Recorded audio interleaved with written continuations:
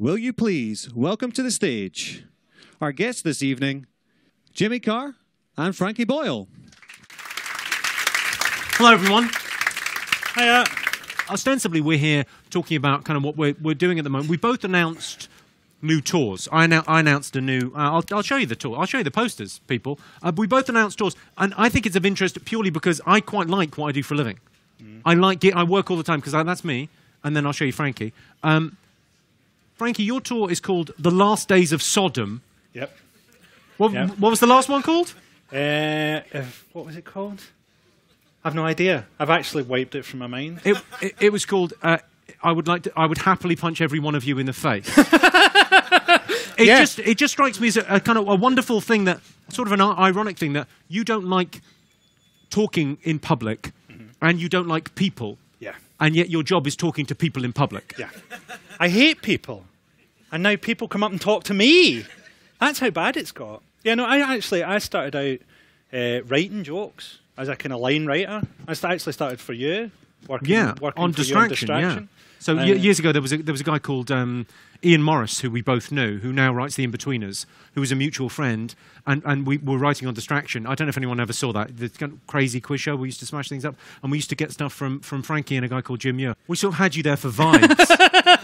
You were very much the Bez of the 8 out of 10 Cats writing room. I'm happy to be that. Yeah. And so I kind of drifted into the kind of telly side of it by accident, and the whole kind of live performing, because I would have happily just stayed a writer, a line writer. That's the side of it I love. It's an odd thing that I suppose that's what we sort of have in common slightly. I mean, you don't like performing. I absolutely love it. It's kind of my whole life is performing. But the idea of being kind of a 50s style, like, joke writer, because we write jokes, and that's not that common these days. Mostly it's the artifice of coming up with observational comedy, and ours it's just wordplay and just messing around. Yeah, but it's an amazing job to have, that you're just spending your time trying to think of surprising ways for sentences to end, and you sit in a room and people bring you donuts, and then you get to go and say it live. But the actual saying it live part of it I just find really distressing, almost. We've talked about this before, like the idea that you would end up writing a show, if you could, you would write a show good enough that they're almost like magic words. It's almost like a spell that you could just say those words with almost no performance, and it would be like, it would work. You say those words and somehow people have a reaction and they laugh, and it's a weird sort of thing where you don't... Because you see some comedians... I'm quite in awe of comedians with very poor material that do... No, because the amount of performance... Sometimes you see someone and you go, this guy's got nothing. Jesus, he's working his arse off. Those are the best comedians. He's got to do that every night. He's got to go and say that in Newcastle on a Friday. Imagine the energy he's going to have to put behind this piece of shit. Yeah, mentioning no names, but there are some extraordinary talents out there. So, you seem much happier now post, because that world. And I like to think I was responsible for your misery, but getting into kind of Mock the Week and becoming a performer and doing the stand-up tours and the 2 DVDs that you've done and that sort of thing, you've kind of come out the other side of that now. You're kind of doing. It seems you're doing less on TV now. You seem much happier in yourself. Yeah, much happier. I really found the workload. I mean, no one likes to hear about how much people work or anything, right? But it was just really depressing, like how much effort went into that. And now I'm kind of doing some other things that I enjoy. I'm writing a comic strip. I'm hopefully writing some more comics and stuff like that. And it's harder for me. I mean, it's much more challenging in a way than just writing lines. But I'm certainly enjoying it a lot more. Yeah. But you're doing, and yet you're going out on the road again. You're going to do another tour. Yeah, but I'm literally doing sort of half a tour, like till I just have enough money to retire. I'll literally just stop in Carlisle or something. There's like 33 dates on it at the moment, and it won't be a massive tour. It's an interesting thing though, the way that you talk about it. I know Frankie for 10 years now, whatever, since we did Distraction together. I've known you a long time, and you're a very kind of amiable, friendly man, and that persona on stage of really holding the audience in contempt.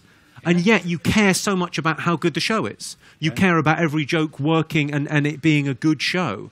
It's a sort of a perverse thing, because I've seen a lot of comedians that do shows just to cash in, and it's just a piss poor show. And yours is if you like that kind of, if you like brutal jokes about a broken world, you are in luck. I just don't see the point of doing anything if you don't do it properly. So that whole idea of people doing things as a cash-in just seems to me to be absolutely, why would you bother? Why don't you just go do something else? You know? But I've sort of got to the end of how far I can go with that kind of thing. It's on. We were chatting about the other day about what you can do live as opposed to what you can do on TV. And obviously there are constraints on TV from producers and channel controllers, but also constraints about if you're on television, you're a guest in someone's home ultimately. And there's certain things that you can get away with saying, and certain things that you feel like that's too much. And so the DVDs over the years and the books certainly, when people are literally buying into your stuff, it feels to me like you could take it a lot further. Mm-hmm. I mean, there's also the other side of it is that because we've both done a lot of telly for the last sort of 5 years or something, that it uses up a lot of your cleaner stuff. So people watch your DVD, and obviously the stuff you're doing in the DVDs is often the stuff that didn't make it to TV. And often the reason it didn't make it is it's a lot harsher. So people watch your video and go, wow, this guy's absolutely nuts.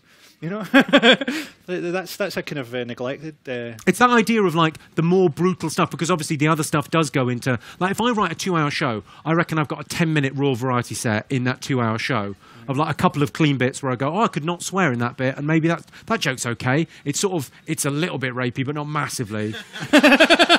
It sort of feels like a friendly sort of thing. I mean, even the clips for like something like the in-store tonight, because obviously there'll be some younger people in. So the in-store, we had to get like cleaner clips of the show.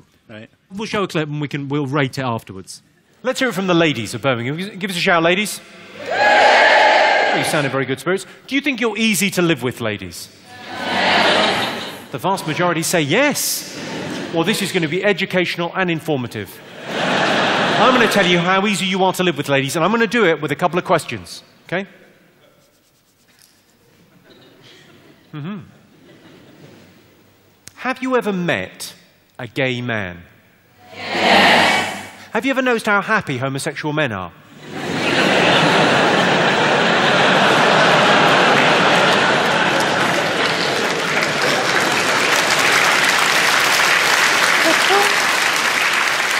How joyful and carefree and full of life. We're going dancing, Bacardi breezes, higher. Well, that's what we were like before we met you. A touching summation of what homosexual life is like there. We're going dancing and having Bacardi breezes. Well, if that was your joke, it would be about... Yeah, I know what it would be about, yeah. But you can't say it. It would involve a sauna. It's great, though. I often think, right, I've got a theory of British comedy, which is that it's all about the voice. So British comedy starts out as satirising the voice of the establishment, right? So it's like you start out with, even the Goons, they have all these kind of posh people who saying ridiculous things. And it goes right down to sort of Chris Morris, you know, just saying ridiculous things as a newscaster and stuff like that. And I think you're sort of like the off-duty voice. You know, you're the sort of one of those, you're like if you heard... an army officer in colonial times talking to his mates. Do you know what I mean? It's more like the kind of like, this is where it would be between friends. There is a weird thing actually talking about, you know, class, and most British comedy is about class, and the fact that I sound quite sort of posh. I mean, I'm not, particularly I'm from Slough, but the idea, I think I get a much easier time than you do in terms of offensive material, because when you do an offensive joke, it sounds more brutal because you are Scottish. Yeah. And there's no getting away from that fact, Frankie. There's no dressing it up. It's also like you're working class, so maybe you're an idiot and maybe you didn't mean it. You know? There's that shit. Yesterday I got on the train in Glasgow, right? And there's French people behind me and they're lost, right? And they're sort of talking in French and they're trying to ask directions, and a workie that's working up the side of the platform turns around and answers them in French. And I find it really stunning. I mean, even though I'm Scottish and I know some navvies will speak French, right? But it just seemed like, what?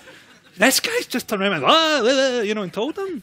It is kind of a weird thing from a comic's point of view of who's telling the joke is such an important thing for a lot of people. Like, you know, when people get offended by stuff, they don't get offended by the joke. It's who's telling it. I've heard you talk about people wishing that you were a character. Yeah.